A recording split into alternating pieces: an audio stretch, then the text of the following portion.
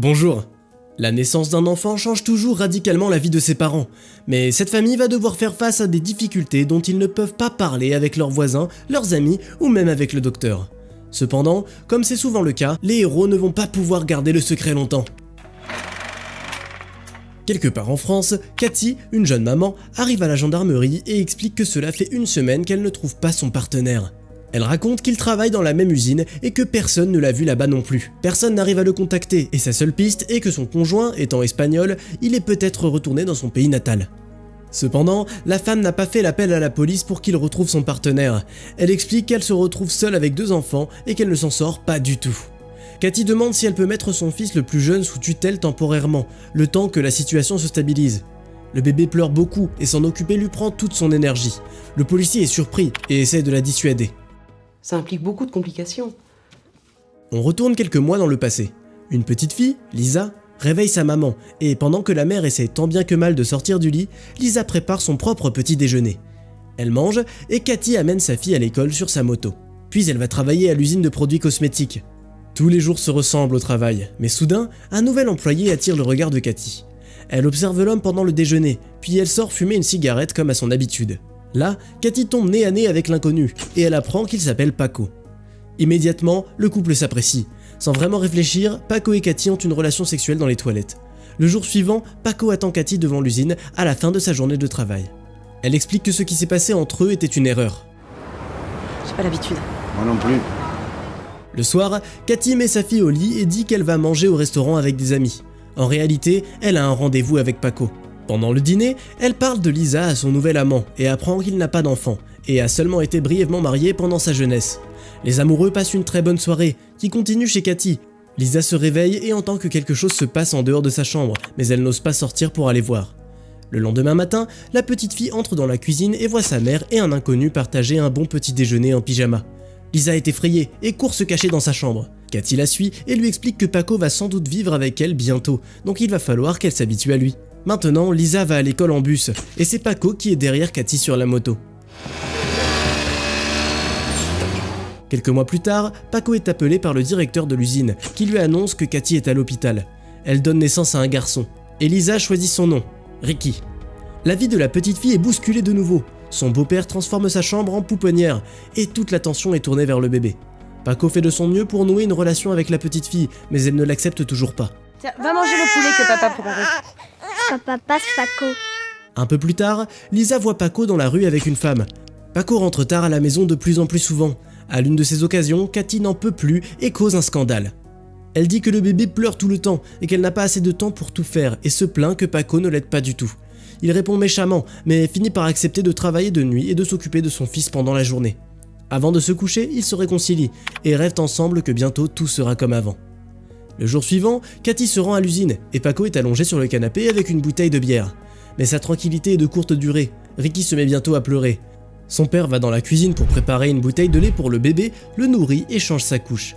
Quelques heures plus tard, Cathy et Lisa rentrent à la maison et trouvent Paco endormi avec le bébé dans ses bras. Ça s'est bien passé? Oui, je crois. Pendant que le beau-père essaye d'aider Lisa à faire ses devoirs, Cathy change son fils et remarque quelque chose de très bizarre. Elle appelle Paco et lui montre des bleus sur le dos de l'enfant. Elle l'exige qu'il lui raconte ce qui s'est passé. Elle semble convaincue qu'il a fait tomber le bébé. Paco se met en colère et nie toutes ses accusations. Il est dégoûté que Cathy puisse le penser capable de ça. Le matin suivant, Cathy n'arrive toujours pas à s'endormir. Sa fille arrive dans la cuisine et lui demande si Ricky va mourir. Sa mère lui dit de ne pas poser des questions ridicules et court s'occuper de son fils, qui a recommencé à pleurer. Elle enlève les vêtements du bébé et se rend compte que Ricky a un deuxième bleu sur son dos. Peu de temps après, Paco rentre de sa nuit de travail et Cathy lui dit qu'elle veut avoir une conversation sérieuse avec lui. Il a 2 hématomes dans le dos. Qu'est-ce que tu lui as fait? Paco demande si Cathy croit vraiment qu'il a pu battre leur fils. La femme répond que c'est exactement ce qu'elle pense. Paco se lève, met sa veste, jette ses clés par terre et quitte la maison. Maintenant, Lisa doit souvent s'occuper de son frère. Un jour, elle est distraite par une poupée pendant que sa mère n'est pas là et elle perd Ricky de vue. Quand Cathy rentre à la maison et demande à sa fille d'amener son frère au salon, elle se rend compte que le bébé n'est pas dans son berceau. Mais ce qui est le plus étrange, c'est que son drap est taché de sang. Avant de savoir ce qu'il se passe, Cathy entend le bébé pleurer. Elle et sa fille regardent sous le berceau, mais se rendent compte que le son vient d'en haut, et elles se rendent compte que mystérieusement, Ricky est au sommet de l'armoire. Mère et fille commencent à le cajoler pour qu'il descende et le laisse tomber au sol par négligence, quand soudain, elle voit... Mais qu'est-ce que c'est que ça? Tout d'abord, les étranges excroissances sur les clavicules de Ricky effraient Cathy et Lisa, mais pas pour longtemps il semble. Elle donne un bain au bébé, recouvre son berceau d'un drap et sortent dîner en ville. La mère dit à sa fille qu'elle n'amènera pas Ricky chez le docteur, et elle interdit à Lisa de parler de son frère à l'école. Avant de se coucher, Cathy veut appeler Paco, mais elle finit par changer d'avis. Une semaine plus tard, les ailes de Ricky ont beaucoup poussé, et mesurent 8 cm de long. Il dort mieux et pleure moins maintenant. Il commence même à volter au-dessus du canapé, mais il n'est pas encore très confiant. Ses ailes sont plus grandes et plus longues chaque jour, et bientôt elle commence à se couvrir d'épaisses plumes. Un jour, Lisa rentre de l'école et voit Paco. Il essaie d'apprendre comment vont sa mère et Ricky. La petite fille, au lieu de répondre, court prendre le bus pour éviter les questions. Pendant ce temps, Cathy achète un livre de science sur les ailes des oiseaux et un casque léger pour fabriquer un costume pour Ricky. À la maison, elle et sa fille mettent la tenue au bébé et le laissent voler. Mais cela finit mal. Peu après, Cathy découvre qu'elles ont gagné 2000 € à la loterie à laquelle elle participe depuis des années. Heureuse, elle amène sa fille et son fils acheter des cadeaux au supermarché. Elle laisse Ricky sans surveillance dans le caddie pendant un moment, et quand elles reviennent, elles se rendent compte que le garçon a disparu. Il a déchiré ses vêtements et est déjà en train de voler sous le plafond, attirant l'attention générale. Cathy et Lisa supplient Ricky de revenir, mais ils ne prêtent pas attention à leur voix.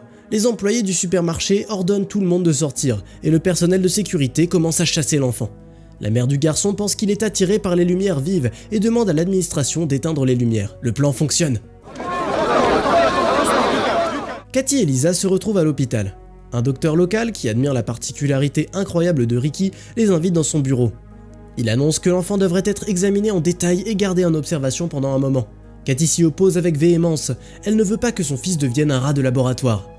Le docteur continue à insister qu'un enfant si spécial doit être élevé dans des conditions spéciales que Cathy ne peut pas fournir à la maison, ce qui cause encore plus d'indignation de la part de Cathy. Elle prend son fils pour rentrer à la maison, mais elle est attendue par une foule de journalistes devant l'hôpital. Elle finit par prendre la carte du docteur et réussit tant bien que mal à rentrer à la maison. Le lendemain matin, Cathy regarde un reportage à la télé sur Ricky et l'incident au supermarché. Toute la journée, des groupes de journalistes arpentent son jardin, essayant d'obtenir des informations exclusives ou de filmer l'enfant monstre. La nuit est agitée. Tôt le matin, la sonnette retentit. Bonjour Lisa. Bonjour. Cathy envoie sa fille dans la chambre pour surveiller Ricky. C'est Paco. Il dit à Cathy qu'il a vu le reportage à la télévision et lui demande pourquoi elle ne lui a pas dit la vérité sur son fils. Elle s'excuse et il s'en lasse. Paco dit qu'il veut voir son fils. Il lui dit qu'il est allé à Paris pour travailler à temps partiel dans le restaurant de son ami et que pendant tout ce temps, il ne rêvait que d'une seule chose, retourner dans cette maison. Paco entre dans la chambre des enfants et voit son fils voler. Il est enthousiaste, mais Cathy remarque que l'enfant a peur. Il se cogne dans les meubles et se comporte différemment de d'habitude. Il l'attrape et essaye de le calmer. Paco trouve que l'enfant souffre et qu'il ne devrait pas vivre dans des conditions si dangereuses. Il faut le sortir d'ici, il faut le faire soigner. C'est mon fils, c'est moi qui décide. Lisa remarque du sang sur l'oreiller de Ricky. Ils appellent le docteur. Il pense la blessure et dit que cette chambre n'est pas un environnement approprié pour un enfant tel que Ricky. Il explique également que les ailes de Ricky sortent de ses omoplates. Cela veut dire qu'il serait possible de les couper, avec une opération similaire à celle utilisée pour séparer des frères siamois. Après une telle opération, l'enfant aurait bien sûr besoin de beaucoup de soins et d'attention.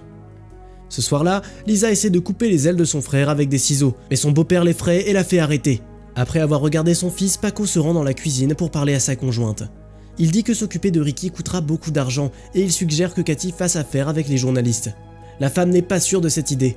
Elle demande si c'est pour ça que Paco est revenu, pour se faire de l'argent grâce à son fils. L'homme demande à Cathy de lui faire confiance et lui rappelle pourquoi il est parti la première fois. Écoute Cathy, je suis parti, c'est parce que tu m'as déjà accusé de taper mon fils. Plus tard, la famille sort de la maison. Une foule de reporters les attend. Les journalistes sont heureux d'enfin pouvoir photographier l'enfant miracle sous tous les angles, et même en plein vol. Les jeunes parents laissent leur fils voler, le tenant avec une corde spécialement conçue. Mais soudain, une foule de journalistes, les parents et la sœur courent vers le lac après l'enfant. Mais quand Ricky disparaît dans l'horizon, il devient clair qu'il ne reviendra pas. Les reporters commencent à se disperser. Cathy pleure amèrement. Plusieurs heures passent comme ceci. Pendant que les gens cherchent Ricky autour du lac, ses parents et sa sœur restent à l'endroit où ils l'ont vu pour la dernière fois. Mais la recherche ne mène à rien. Les jours suivants, Paco et Lisa posent des affiches enfants perdus partout en ville, pendant que Cathy reste au lit, refusant d'aller travailler. Tôt, dimanche matin, Cathy se lève et ouvre les rideaux. Paco est réveillé par la lumière du jour et demande ce qu'elle fait. Elle dit qu'elle va se promener au bord du lac. Paco essaye de la raisonner. Je crois qu'il y a peu de chances qu'il ait survécu. Malgré les arguments de son amant, Cathy sort de la maison et se rend quand même au lac maudit. Elle enlève ses chaussures et entre dans l'eau. Elle semble déterminée à dire adieu à la vie. Mais soudain, la femme entend une voix familière, lève la tête et voit son fils. Cathy suit Ricky jusqu'au bord du lac et est surprise de voir combien il a grandi. Elle admet qu'elle a fait exprès de lâcher la corde, mais pas parce qu'elle voulait se débarrasser de lui. Mais tu étais tellement beau quand tu volais. Tu étais tellement beau. Ricky sourit en réponse à sa mère, mais bientôt il prend son envol et s'envole loin d'elle de nouveau. Heureusement, elle rentre à la maison, enlace Paco et Lisa, leur dit qu'elle les aime de tout son cœur. Plusieurs mois passent, ils continuent à vivre ensemble. Maintenant, Lisa est amenée à l'école par son beau-père et sa mère reste à la maison. Cathy attend un nouveau bébé et semble avoir laissé entièrement le passé derrière elle. Tout fan de fantasy vous dira que les films de ce genre ne doivent pas être pris littéralement. Il y a une métaphore derrière chaque histoire. Que pensez-vous que le metteur en scène français François Ozon voulait dire avec cette histoire de l'enfant oiseau? Partagez vos théories en commentaire. Et n'oubliez pas d'aimer cette vidéo et de vous abonner à la chaîne si vous aimez les super histoires de films.